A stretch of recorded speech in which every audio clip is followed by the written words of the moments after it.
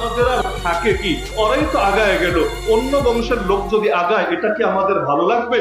সুতরাং যতদিন বেঁচে আছি সে যেভাবেই বুঝাক, যেভাবেই বলুক, আমি ভেতরে ভেতরে জানি এটা সত্য, কিন্তু মুখ দিয়ে আমি স্বীকার করবো না এটা সত্য।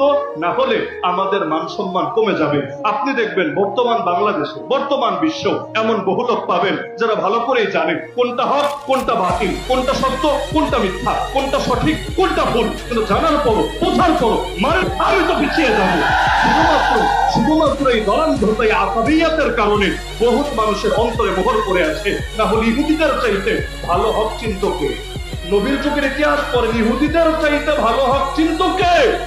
আমার নবী দুনিয়াতে আসার আগেই তার অপেক্ষায় দিন গুনত, কবে আসবে মুহাম্মদ সাল্লাল্লাহু আলাইহি ওয়াসাল্লাম।